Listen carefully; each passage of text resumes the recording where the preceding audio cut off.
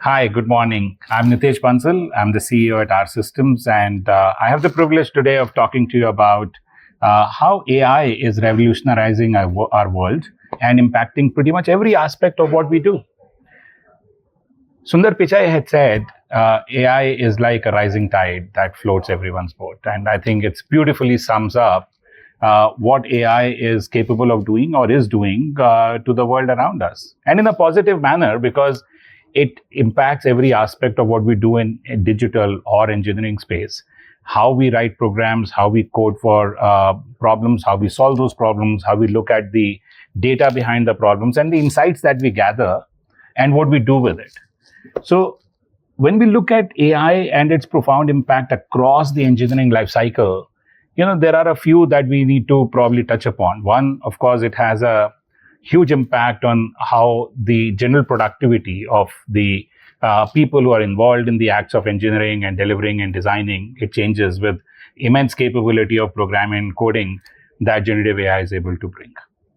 But going beyond that, looking at human-centered designs, making sure that what we are designing for and who it is going to impact is well known and captured, and we are able to look at let's say, reinforced learning with human in the loop, with human feedback, RLHF as it is called, is taken care of.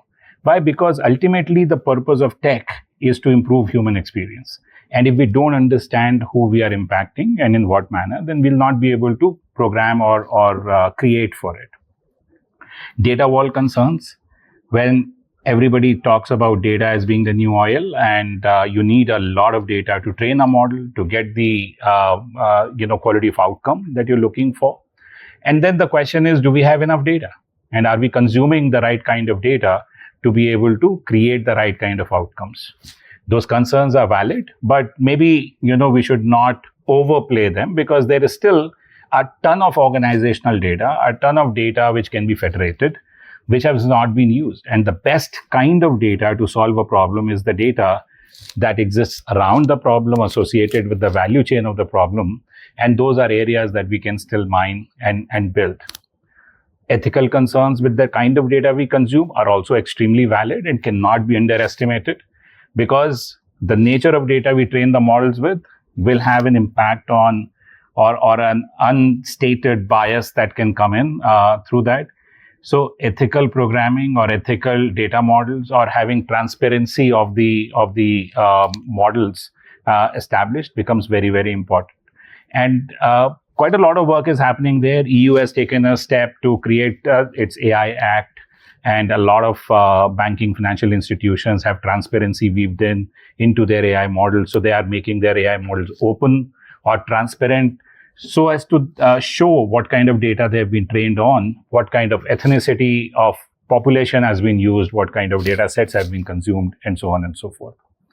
And I think last but not the least, it also brings out a concern of how the skill set needs to be, retrained, and what people need to learn, how to carry out prompt engineering, how to use the inputs generated through copilots into the real productive work, because not done properly can expose us to unknown risks.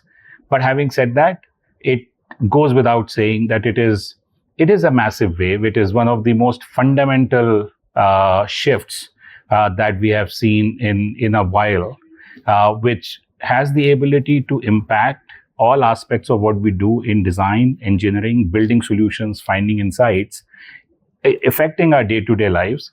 And the way we can use them is only going to improve the way human interactions with machines as co-pilots, as co-actors can go a long way. Thank you.